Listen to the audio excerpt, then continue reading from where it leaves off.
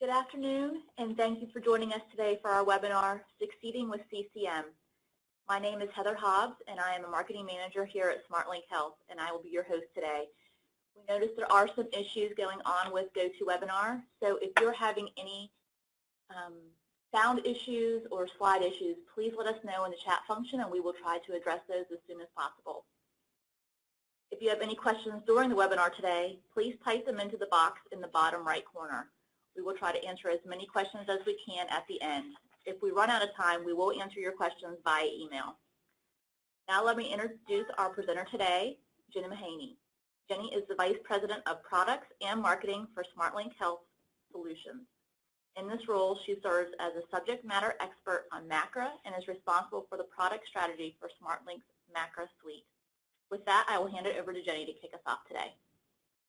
Okay, thank you, Heather, and thanks again for everyone for joining us. And again, as Heather said, we're going to go ahead and try to conduct the webinar today, but we are aware that there is an issue with GoToWebinar. It took us about 15 minutes to get in, and I'm a little concerned that the slides won't advance or there will be audio issues. So if you run into any issues, please do just type a message in the chat box so that we know that, that you're having issues. All right, so with that, let's go ahead and jump in. So today what I'd like to cover, I'm going to cover very quickly just a quick overview of CCM, what it is. I'd like to talk about 2017 versus 2018, some of the things that are proposed for 2018, which are very exciting. And then I'd like to talk about some of the expected benefits and how to think about CCM and measuring success in terms of what you should be getting out of the program. Then I'm going to talk about how to optimize your program to achieve those goals that you've set, some key considerations and some success strategies. And then lastly, very quickly, I do want to cover a couple of things that are proposed for MACRA in 2018 as well, and then we will take some questions at the end. So with that, and before I start, I do always like to ask some questions throughout just to get a sense for the frame of reference that everybody has, so I don't go into detail on things that aren't interesting. Let's see if we can get the poll questions to work here. So hopefully you see a question on your screen. Are you currently participating in CCM?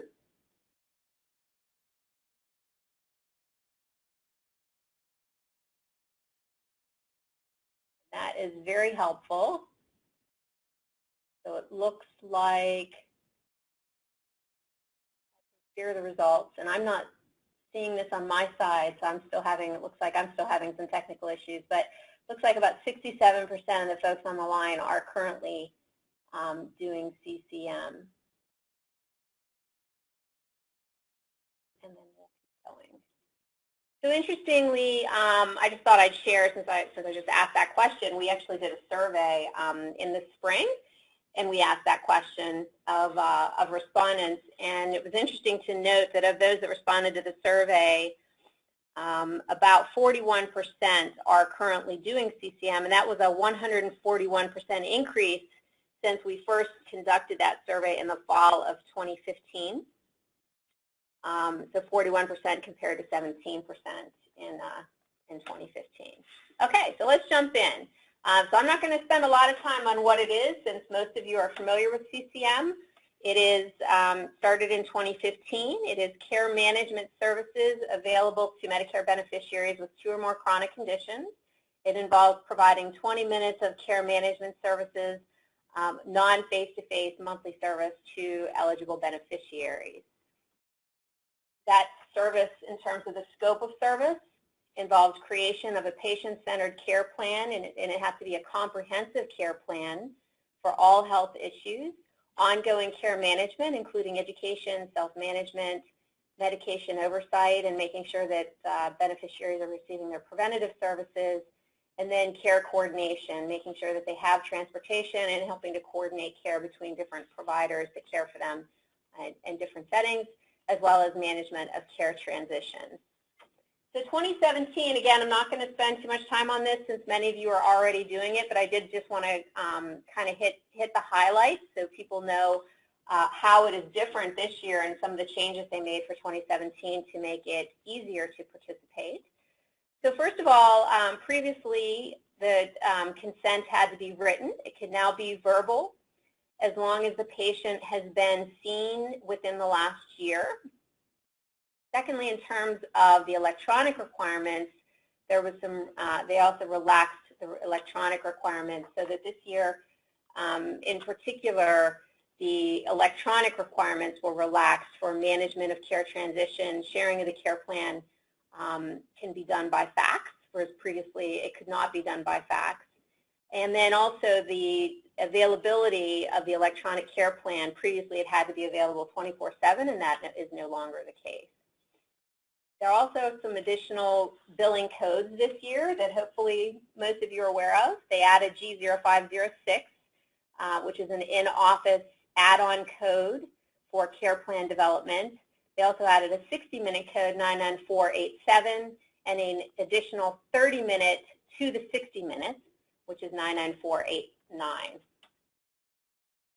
And then for FQHCs and RHCs, they are now able to outsource their CCM program. They're no longer subject to Incident 2. So in terms of what's coming in 2018 with CCM, the biggest change is actually in relation to FQHCs and RHCs. So they're proposing the creation of a new code, GCCC1, and this is along the principles of bundled services that FQHCs and RHCs typically bill under. So when the billing requirements are met for any one of 3 care management codes, that could be the original CCM, 99490, the complex CCM, 99487, or the behavioral health code, care management code, G0507, any one of those, if completed, can be billed at a blended rate, which is the average of the 3, of $61.37. And that can be billed once per month per beneficiary as long as no other care management services have been done. So that's a pretty significant increase of about 44% for providing traditional CCM, specifically for RHCs and FQHCs. The other thing that's new with in the proposed rule is specific to ACO beneficiary assignment with MSSP. So currently, beneficiary assignment does include transitional care management, annual wellness visit, and the original CCM code in terms of the plurality of primary care services that are used to determine assignment. They're proposing now for 2018 to revise that to include the new care management codes, 99487, 99489, G0506, as well as the other behavioral health codes. So it's clear that CMS is continuing to provide incentives for providers to participate in all these new care management programs that they're providing. Okay, great. So like any project, the first thing you want to think about is goal setting and expectation setting. So if you're doing CCM today, which many of you are, this is a good time to take a moment to think about whether your program is delivering what it should be for your clinic and for your patients. And for those of you that are considering CCM, this is a good time to just level set on what you can and what you should expect to get out of the program. Let's talk about what that providing the CCM service can do for patients. So first and foremost, it's a great opportunity to identify and remove barriers to care. When patients hit a roadblock, more often than not, they don't know what to do, so they just stop. So they may call the practice for help, but they may not. And CCM can help address those issues. So for example, frequently there are issues getting DME equipment, like wheelchairs and walkers and diabetic shoes and diapers. They have trouble getting their medications. Sometimes we see people that live in a food desert and have a hard time getting healthy food, and the convenience store is the only option. Frequently we hear that they're just intimidated and overwhelmed by things that they don't understand. So CCM can provide a significant opportunity to help address and remove those barriers. Secondly, and one of the core fundamental elements of CCM is care coordination, so making sure that they get transportation, they get their appointments scheduled, and they actually get to their appointments, and then also working with and providing guidance and support for caregivers. Medication adherence is an important part of what CCM can do for patients. So many times there are coding errors or financial issues that can be addressed with generics or coupons or community resources. They can't pick it up, so addressing delivery, coming up with creative solutions to help them get their medications, and also addressing issues with not taking the medications as prescribed. Health education and self-management is another big area that CCM can help with, providing basic disease education, helping to ease them into changes, guidance on healthy eating, pain and stress management, those kinds of things. And then, of course, prevention and wellness. For our clients, we also, in addition to making sure they get their wellness appointments, we also do a falls risk assessment every year and a depression screen on patients every year as well. I want to just give one example of how CCM can really impact patients. And this is a patient of ours that has type 2 diabetes, diabetic neuropathy, hypertension, arthritis, and morbid obesity. And his biggest barrier to weight loss was the cost of healthy food, not knowing how to make changes, and fundamentally just health literacy and understanding the benefits. So with the help from his CCM coordinator, that patient has cut back from 3 platefuls to 1 plateful of food at each meal, started walking instead of using the electric cart when shopping. The weight has decreased from 459 to 424 in the first 6 months. His blood glucose has improved, and the coordinator is continuing to work with him to help him improve his weight. So that's one good example. And I think I mentioned barriers to care, and I think this is huge as well. A really good example of one of our patients that we work with that was recently widowed, and her daughter had also passed away. She had multiple conditions, very little income, no transportation. She lived in a very rural area with no heat in the winter. Her house was in need of repairs. There's actually a hole in the living room floor, and she was also suffering from depression. So her coordinator was able to put her in touch with a utility assistance program, helped to get her house fixed, so it was able to keep the house warm, and also helped to find a no-cost counselor to help her with her prevention. So just a couple of good examples of what CCM can do to help patients. So let's talk for a minute about how what CCM can do for the clinic. One area that CCM can significantly have an impact on is reducing the call volume. So and that is particular if you're outsourcing the program, and I think it'll certainly have an impact as well if you insource. But as we mentioned, patients have issues with getting their DME equipment, prescriptions, resolving Medicare coverage issues with pharmacies, and caregiver education. The person that is conducting the CCM program and providing that service can address all of those issues, whether it's insourced or outsourced, to just take that call volume off the practice. Also, it helps to decrease transportation-related no-shows, helps to address medication issues. One of the things that we also provide for our clients is pre-authorization, which is a huge help, helping to schedule the patients for their preventative services. And then lastly, and this is an area that we think is really, really important, is leveraging CCM to impact your MACRA or your MIPS performance. So I'll just give you an example. I'll talk a little bit about this later, but we incorporate evidence-based symptom checkers to identify when patients are at risk for escalation. We target specific quality measures. As I mentioned, we do falls risk and depression screening and also wellness appointments. So all of those things can really have a significant impact on both quality and cost. So in terms of top-line revenue impact, I want to touch on 3 areas here actually. So we typically, I know we're talking about CCM today, but I also want to touch on AWB and BHI because I think those are very tightly interwoven with CCM and some other things you might want to think about. And this is just an example based on per 100 patients. If you were to do CCM, and this is just top line, this isn't certainly taking cost into consideration, but just per 100 patients, assuming about 25 enrollments, so that's a very, very conservative number, and 5 in complex CCM, the total revenue per 100 patients is about $20,000.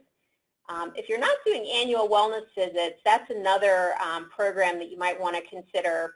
Certainly a great opportunity to enroll patients in CCM, but also just, great way to improve patient care. So certainly, another opportunity to, with over $12,000 in potential, even if you only get to, 65% of your patients, and you provide some of those with advanced care planning as well. And then lastly, I want to touch on behavioral health, which is a new code. That's the G0507 that I mentioned earlier. It's very, very similar to CCM, and it just makes sense that if you're going to do CCM, behavioral health would be something you want to consider as well. So the total, when you combine those programs, certainly has a nice kick in potential top-line revenue as well. So just comparing CCM and behavioral health. So behavioral health service is 20 minutes of care management service. Also, just like CCM, the enrollment process is the same. The payment rate is a little bit higher. And this is for patients that have one behavioral health issue or psychiatric condition, when that could be a substance abuse issue or substance use disorder.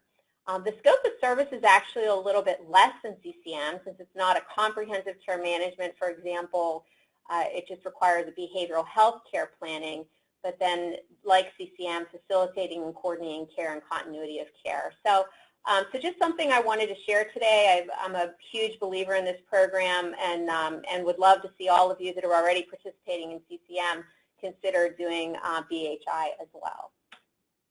Okay, so let's talk and dig down into specifically CCM and some of the key considerations for optimizing your program. So I'm going to jump into another question. For those of you that said you are currently doing CCM, could you just tell me what percentage of your patients on average are billable each month?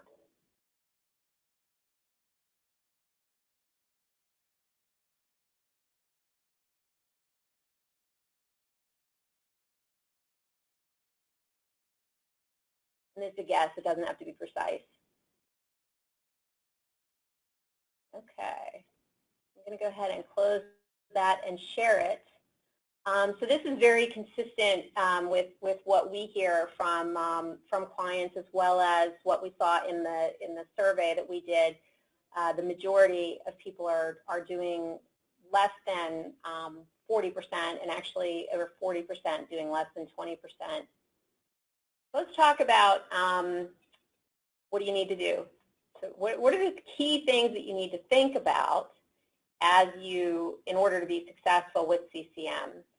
So the first thing is certainly onboarding, because it's not a big surprise that if you can't get patients into the program at significant rates, you're going to have a hard time having both a clinical and financial impact. So getting patients into the program, number one, very, very important to have provider commitment. And I say commitment, not effort. And the reason that's so important is that provider time is limited. So if the burden is on providers, it won't happen. But if providers aren't committed, their staff won't be either.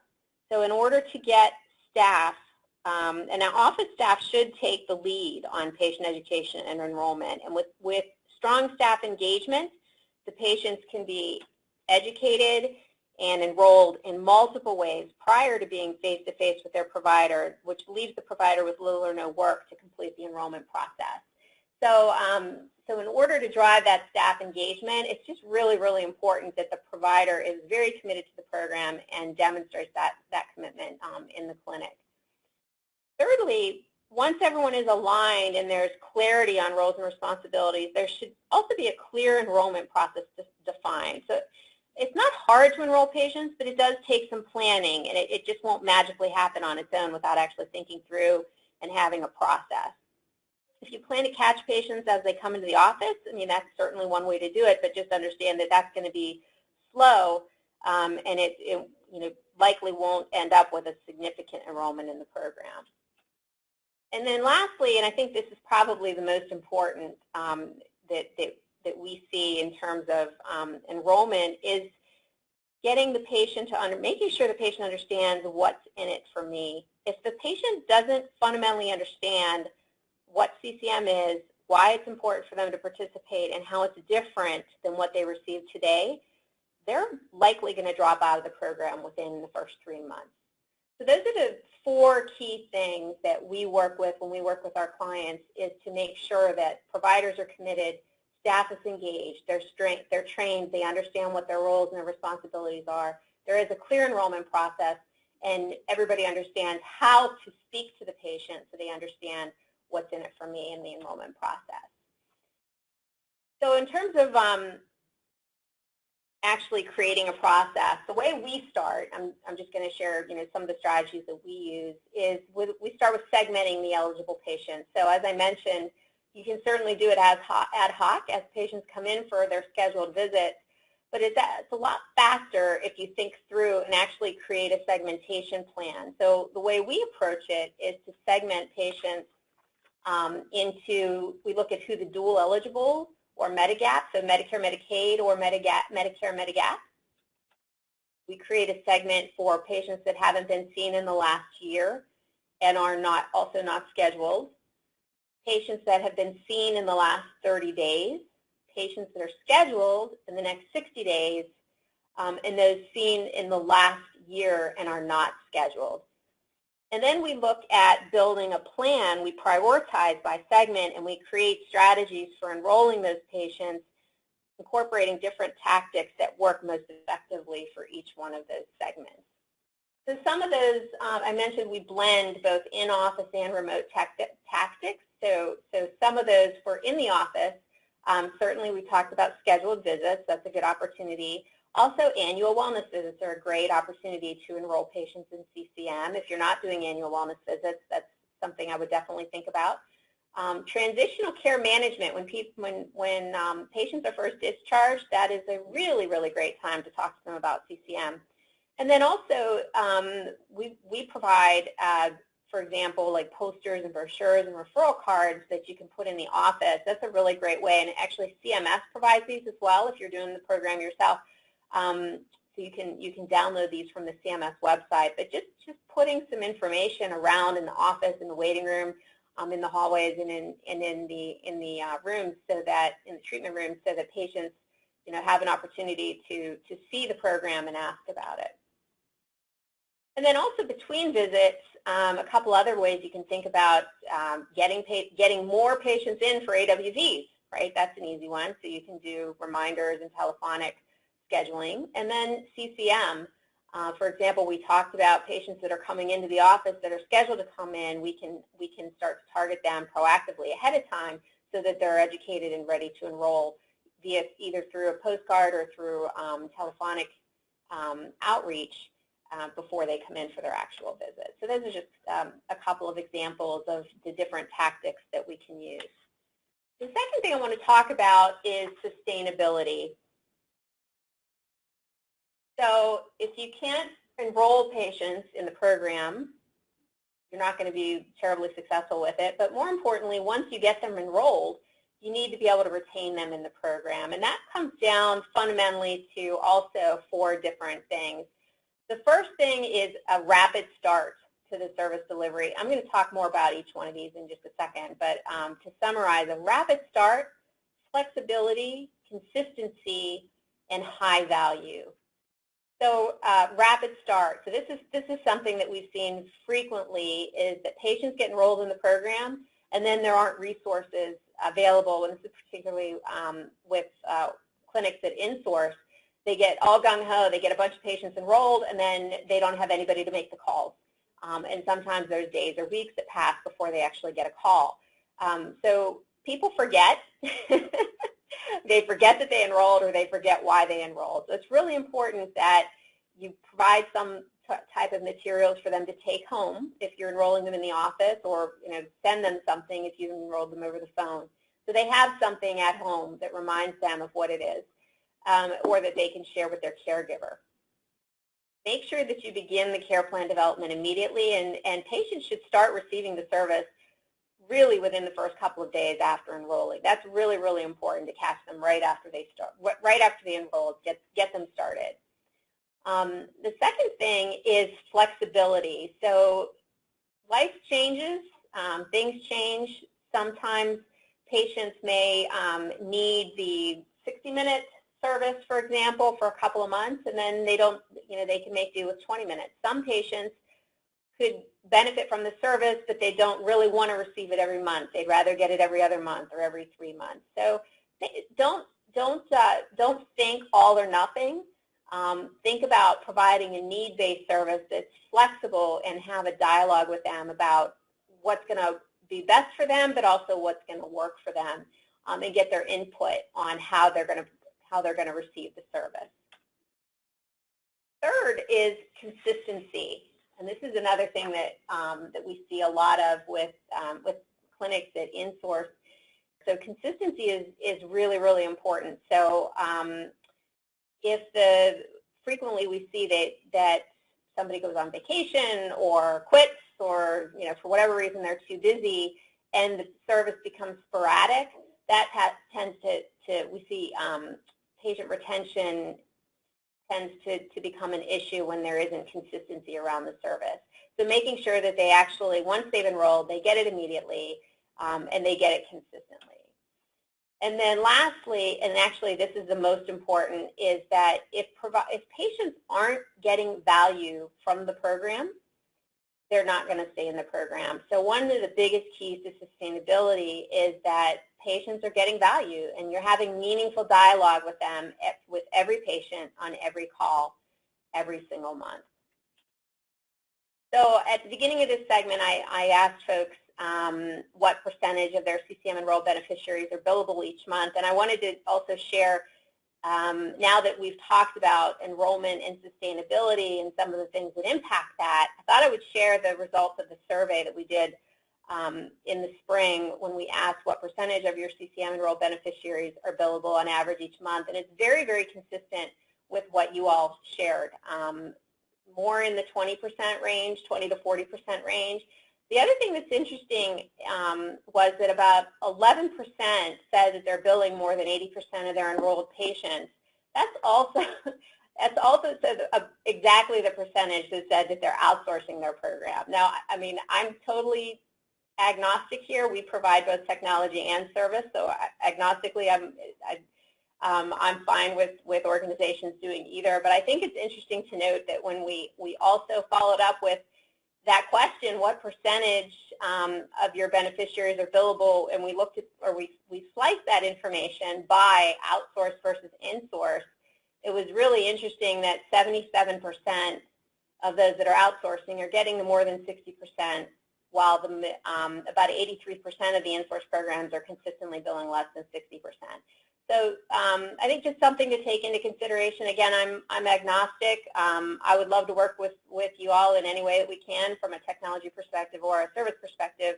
But as you think through the, from an enrollment perspective and a sustainability perspective, those are things to take into consideration when you think about insourcing or outsourcing. And as you're enrolling patients and managing the program over time, it's also important to set some goals. So here's an example success plan. So thinking about how many patients have you gotten enrolled, what's your enrollment trend, and then how many patients are we getting to 20 minutes out of our enrolled patients, just a couple of things to take into consideration. Oh, all right, so MACRA. I want to touch on, I think I'm going to ask you one more question again, because I don't want to spend a lot of time here if this is an area that everybody's very familiar with to begin with. So just tell me real quickly, how familiar are you with MACRA?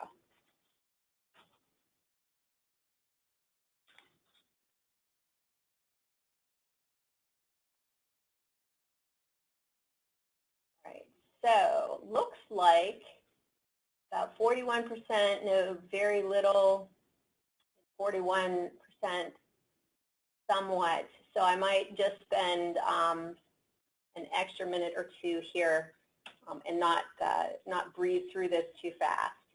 So very, at a high level, what it is, so we'll touch on that just so everybody understands what MACRA is. It does four things. Repeals the SGR, which is great. It streamlines PQRS, the value modifier, and meaningful use programs into a single program. It links the majority of fee-for-service payments, Part B fee-for-service payments, to value and quality via two different payment tracks, and then it provides bonuses for payments for participation in eligible alternative payment models. So those two payment tracks are advanced APMs. So these are APMs that take on risk and reward for providing coordinated, high quality, and efficient care. So those include the comprehensive ESRD care model, CPC Plus, Medicare Shared Savings, Track 2 and Track 3 only. Note that Track 1 is not an advanced APM. Track 1 MSSP is under the MIPS program. Next Gen ACO, and then the oncology care model, two-sided risk. So these are all considered advanced APMs, and they receive a 5% bonus for participating in an advanced APM, and they are not subject to the MIPS payment model. So the merit-based incentive payment system is applicable to physicians, PAs, nurse practitioners, clinical nurse specialists, CRN anesthetists, and any group that includes those clinicians. MIPS is, I believe this year impacts about 85 to 90% of clinicians fall under MIPS. And the exclusion for MIPS is if you bill less than $30,000 a year or provide care for less than 100 Medicare patients, you will be exempt from MIPS. Other than that, if you bill Part B, you're either under MIPS or you're part of an advanced APM. So under MIPS, which is the majority, providers are measured on quality, cost, advancing care information, and clinical practice improvement are the four categories to create a composite score that, based on their performance relative to their peers nationally in 2017, the program began in 2017, payments, bonuses and penalties will begin in 2019. So 2019, based on 2017 performance, will be between a -4 and a 4% impact on Part B payments. 2020 goes to 5%, then 7%, then 9%. There is also up to a 3x bonus for top performers. So if you do very, very well this year, you could potentially get 12% instead of 4%. And that starts to add up significantly to 27% in 2022. On top of that, there's also an additional bonus of either 0.5 to 10%. There's an additional performance bonus that's from a completely separate budget for folks that get over a 70% on their score. So there's a lot of doom and gloom around MIPS, but there's actually some pretty significant upside potential as well. There is downside. So, particularly if you're an ACO and you have, a lot of primary care, if your total Part B reimbursement is, for example, here, $15 million, by 2022, you add that up from, to 9%. That's a pretty significant chunk of revenue that can be at risk as a result of MIPS. So for 2018, as I mentioned, the four categories that make up the total score are quality, cost, advancing care information, and improvement activities. 2018 cost was supposed to be 10%. They have changed that now, and under the proposed rule, they're dropping it to 0%, which is the same as 2017. However, they're keeping it at 30% in 2019. So while cost won't impact the score this year, it will be a significant impact. If this goes through, cost won't be a significant part of the score in 2018, but 2019 it will jump pretty significantly. Another really exciting aspect of the proposed rule for 2018 is the virtual groups, which I think that's probably the most highly anticipated. So 10 or fewer eligible clinicians can band together now and report as a group instead of reporting as individuals in 2018. They've also eased up on the advancing care information. Originally for 2018, you were going to be required to have 2015 certified EHR. Now they're proposing to allow 2014. They're also increasing the low volume threshold. So for 2017, it's 30,000, as I mentioned, or less than 100 patients. They're proposing to increase that to 90,000 or less than 200 patients. And then they're also proposing to provide additional bonus points for complex payments and allow hospital-based clinicians to have a facility assessment. So they can be assessed on quality and cost in the context of the facility where they work as opposed to as an individual. So those are kind of the highlights from the proposed rule for 2018. One last comment on MIPS as well. If you're thinking about participating in MSSP Track 1 next year, you should be aware of the key dates for the MIPS APM scoring standard is coming up August 31st. You need to be considered part of the APM entity for the APM scoring standard under MIPS. You have to be on an APM participation list on at least one of the 3 snapshot dates of the performance period. So August 31 is coming up. Cool. So a couple of key takeaways, and as you think about launching a program or evaluating your program, or you're trying to decide whether to insource or outsource your program, here's what you want to think about, questions you might want to ask any of the companies that you're thinking about partnering with. How are you going to get patients enrolled in the program? How do we get the staff trained and fully engaged? How are we going to segment the patients and create a plan for each of those segments? What are our enrollment goals? And how is our service partner, if you're thinking of outsourcing, going to help us with all of those things? Secondly, very, very important to sustainability is just staffing model. Once we get people enrolled, if we're going to do it internally, do we have the staff ready to start and to provide the service consistently so that it's not sporadic? And again, absolutely the most important point on that slide, high value to patients. How are we going to ensure that we provide high value to patients? Who's making the calls? How are they going to know what to say every month? And how are they going to know what to do with the information that they hear back from patients? So those are some key things that hopefully will help you as you consider or as you evaluate your own program or as you consider launching a CCM program. Because it really comes down, in my mind, to 3 different things. Provider commitment to the program, as we talked about. That's going to be critical to driving high staff engagement. Patient engagement is critical. Do they understand what's in it for them, how it's different than what they get today, why they should participate? And then lastly, a consistent high-quality care. It really does require dedicated staff to get there and do it consistently, have the economies of scale and the training to be profitable. And then they really do need to have some level of clinical guidelines and ability to target, preferably ability to target cost and quality. So if you're struggling with your program or you're thinking about doing it and you think you might need some help, I'll tell you very quickly what we do here at SmartLink.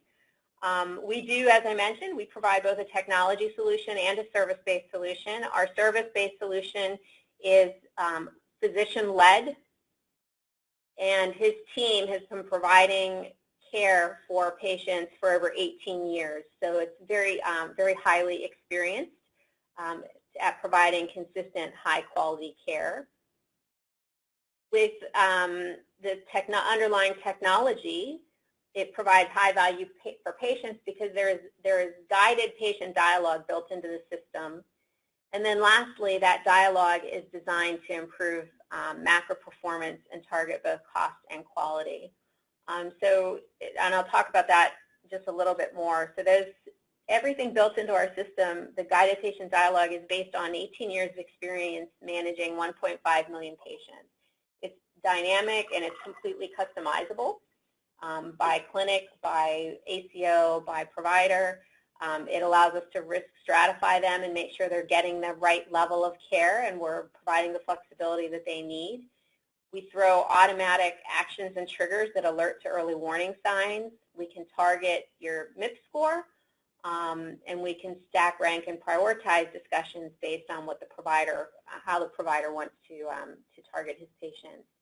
So everything on this slide is built into the system. So we have guided dialogue that covers medication adherence, prevention and wellness, self-management, health education and coaching, patient satisfaction, guidance on appropriate use of the ER, very important actually, care coordination, and care management for specific chronic conditions. We actually also do annual wellness visits and referral management as well, all on the same platform. So that covers the webinar, so hopefully that was beneficial. Please join us in 2 weeks. We're going to dive in a little bit deeper and talk about some specific, more detailed strategies that work around enrollment and sustainability in part 2. We'll have our Director of Customer Success joining us for lessons learned and tips from the field, and that's on August 30th at noon. And with that, I will hand it back over to Heather for questions. All right, thank you, Jenny. That was great information. Just a quick reminder to everyone, if you do have any questions, please type them in the bottom right corner into the question box. We have quite a few questions coming in already, so we'll go ahead and see if we can answer a few of these now. And as a reminder, if we don't get to your question, we will answer it by email. So one of the questions is, what is AWV? So annual wellness visits are a visit that is all about prevention and wellness. So it is not a traditional office visit or physical. It covers things like medical history, family medical history, and what medications the patient is taking. And it's really meant to just do a comprehensive overview of the patient's current state. And they go home with a plan of care that covers any preventative measures or recommended services or community-based resources for them, based on where they're at today and their medication history. So that is a free service for all Medicare beneficiaries. There's no copay, and also there's another code that CMS offers called Advanced Care Planning, which you may be familiar with. And if you do that in conjunction with an AWV, there's no copay for the Advanced Care Planning as well. Another question, does SmartLink provide behavioral health services? Yes, we do. We talked about that a little bit today. So yes, we can absolutely do that for you as well. One more, how long will it take to get my CCM program in place? That varies depending on your approach and the level of staff engagement and the number of patients that you're trying to enroll. So again, if you are enrolling just as they come in, one of the things that we frequently see is people in the clinic just forget, and they aren't very consistent. They get busy and they forget to enroll patients. So again, having that plan to segment the patients and actually target them in very specific ways beyond just the regular visits. It can be anywhere from, if you do it in a more targeted way with the strategies we talked about, it can be a couple of months. If you're just doing it gradually, it can be certainly a lot longer. But you're going to have patients, new patients all the time, so you're going to be able to continue to enroll patients. As your clinic gets new patients, as there are new patients eligible for CCM, you'll always be enrolling. But in terms of kind of getting to a steady state of strong enrollment, that can be done in a couple of months. Okay, next question. How do you manage the copay for patients if they are unable or do not want to pay copay? Great question, and that's a very long-winded answer. And I'm happy to discuss that more in detail personally if you'd like to. But I guess to summarize, CMS, according to CMS, more than 70% of beneficiaries do have secondary insurance to cover the copay. So I would advise targeting them for enrollment first. Also, dual eligibles, if they're below the threshold, if they're QMBs, you can't charge them a copay. And for those that do have a copay, I mean, I'll come back to one of the points that I made in the webinar, which is it's absolutely critical for them to understand the what's in it for me and why it's important for them to participate. And if they don't think that they're going to get value out of it, they're just not going to be, I mean, nobody's willing to pay for something that they think they're not going to get any value out of. So it's really important for them to understand why it's important to participate, how they're going to, what they get from the service is going to be different than what they get today, and just the WIFM.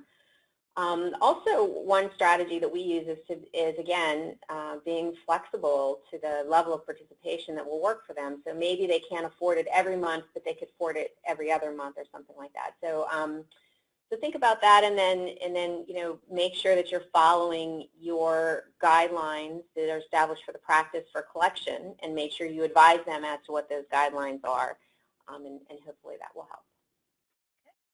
Next question. Do you see specialty practices utilizing CCM programs? Another really, really good question. Yes, and actually we're seeing a lot more interest recently. Primary care has been slow to adopt CCM, and as a result, we're starting to see an increased interest from specialty practices like cardiology, endocrinology, nephrology, very common neurology and oncology as well. So, so yes, there's while the program is geared towards primary care, there are definitely other specialties that are starting to do CCM as well. Okay. Next question. Does your company go into the physician's office to meet with patients, or is it telephonic? So we do both. We have gone in to assist both on-site, and we also help with telephonic enrollment. We work with each clinic to develop an enrollment strategy that's going to work for them, and then we collectively decide how we're going to deploy it and what level of help they need from us. But yes, the answer is we can do that. Okay. I have some experience with managed care. Are MACRA and MIPS forms of capitation, e.g. risk reward? No, MACRA and MIPS are not capitation models. I will, in the Q&A, I can provide a lot more information on MACRA and MIPS as far as what they are and how they differ from capitation models, and I'll make sure I include that in the Q&A document that we produce after this webinar. And also, I've done several webinars specifically on MACRA that I believe are on our website that you might want to go back and view if you're interested in learning more specifically about MACRA. Next question. How do you increase provider and staff engagement around CCM? That's a really good question. I can tell you how we do it. We have found that the best way to get providers bought into the program is for that to be a physician-to-physician conversation. So I mentioned our service is physician-led. Dr. Stephen Wegener is our CMO, and he also leads our services. And he's been doing this for 18 years, so he fundamentally understands it. He's very, very particular in how he runs the service. It's very, very high quality, and we typically make it. We typically have a one-on-one conversation with Dr. Wegener and the physicians that we work with to get them to a comfort level and an excitement level and a commitment level that's going to help help the clinic be successful. And that's something that we look for before we want to engage, because honestly, we're not going to be much help if we don't achieve that. And as far as staff engagement, again, it really comes back to the level of commitment by the provider. That's what's going to drive the level of engagement that you need from the staff. All right. Next question. Can you give me the site for reviewing the advanced care planning and copay? Yes, CMS has a document on that. I can in the Q&A document, I can provide a link for that. Okay. If a patient is enrolled with CCM program through SmartLink Health, is CCM done once a month for every patient? Yes, SmartLink provides CCM services monthly for all the patients that are enrolled in the program.